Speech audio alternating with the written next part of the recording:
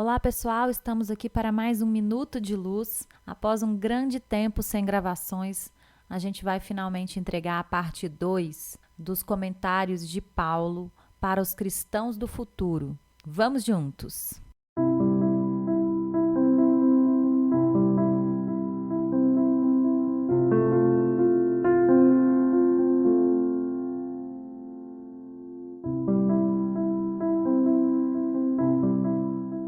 Então, só para relembrar um pouquinho o contexto do trecho que nós vamos comentar hoje do livro Paulo e Estevão, psicografado por Chico Xavier, editado pelo Espírito Emmanuel, vamos lembrar que Paulo foi preso e, quando se despedia das comunidades cristãs em direção a Roma, Lucas diz que vai escrever sobre isso em Atos dos Apóstolos, sobre o carinho que o Paulo recebia. E aí Paulo começa a dizer que Lucas não deveria escrever dessas questões que poderiam suscitar a vaidade ou o destaque pessoal do apóstolo. E aí ele começa a falar um tanto de coisa que Lucas deveria escrever. São as linhas mestras das orientações de Paulo para a redação de Atos dos Apóstolos. Vamos para a parte 2, então, dessa fala de Paulo.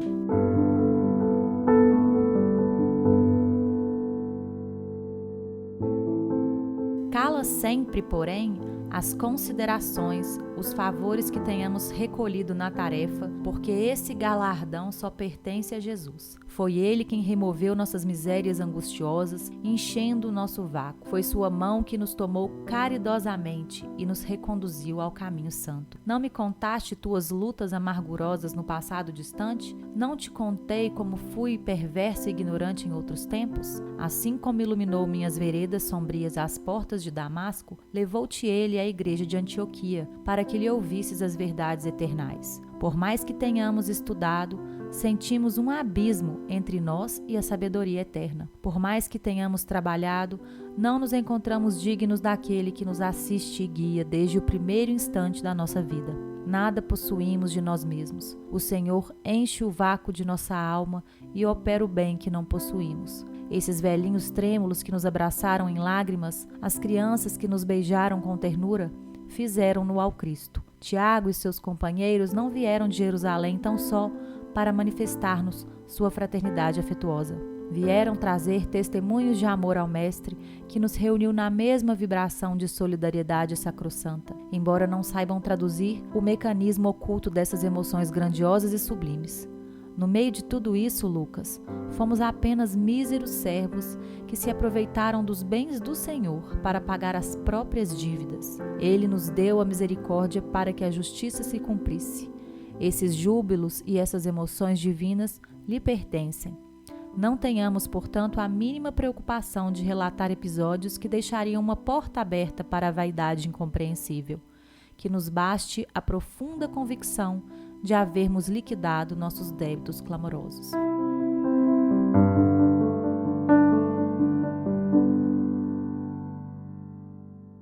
Acho que esse trecho é muito importante por dois motivos principais. O primeiro é que, como todo livro, ele mostra que Jesus se utiliza da imperfeição para auxiliar a todos. Não importa o quanto Paulo tenha sido uma pessoa difícil, dogmática, fanática, violenta, agressiva, ele foi chamado por sua sinceridade por Deus para refazer os seus passos. Se a gente fosse tomar a lei de causa e efeito de uma forma assim bem justiceira, a gente poderia dizer que Paulo teria que sofrer muito para limpar os erros que ele cometeu como Saulo, como rabino de Jerusalém, fanático, feriu tantas pessoas. Mas quando a gente considera como elemento da justiça também a misericórdia de Deus, tudo isso se modifica. Aquele que é um criminoso, aquele que é um pecador, aquele que errou bastante, tem a chance de se transformar em um servo de Deus, em alguém que espalha benefícios e com os recursos de Deus quita as próprias dívidas de uma forma misericordiosa. Então não é necessário sofrer para resgatar as dívidas. Esse é o segundo ponto que Paulo destaca aí, que Deus nos chama e que Deus nos dá recursos para, com o bem, desfazermos os nossos erros do passado. E aí tem uma consequência, que como nós fomos instrumentos de Deus recebendo recursos dele, em nosso próprio interesse, desfazendo os nossos erros, a gente não tem por que se orgulhar e se envaidecer do bem que tenhamos feito. Então, esse trecho de Paulo nos convida a refletir que não importa o quão errado nós tenhamos sido até hoje, se a partir de agora nós decidirmos servir a Deus, teremos recursos multiplicados em nossas mãos para espalharmos o bem. E aí não podemos, diante desse bem que tivermos feito com os recursos que Deus misericordiosamente nos concedeu, nos envaidecer e nos orgulhar. Se ainda nos envaidecemos e se ainda nos orgulhamos, se ainda buscamos destaque ao fazer o bem, ao espalhar os recursos que Deus nos concede, que a gente continue espalhando, porque pelo menos alguém está se beneficiando com isso. Mas que a gente deve buscar essa humildade que Paulo destaca aí, nesse trecho. Então, esse trecho nos convida a nos transformarmos em instrumentos de Deus, não importa quem nós sejamos, não importa o que tenhamos feito até agora. A partir de agora podemos ser diferentes, podemos ser servos de Deus e teremos a misericórdia divina a nosso favor quando decidirmos auxiliar o próximo. E número 2, que nós tentemos fazer o bem e espalhar o bem com consciência de quem nós somos, sem esquecer das nossas imperfeições, sem esquecer de que fazemos o bem por misericórdia divina e por isso não nos envaideçamos. Esse foi o convite do Minuto de Luz de hoje.